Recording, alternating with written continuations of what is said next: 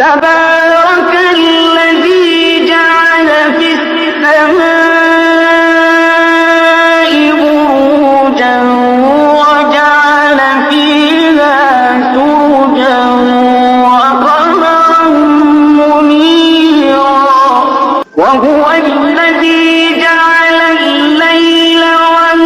والنهار خلفة لمن أراد أن يذكر أو أراد شكورا وأفوض أمري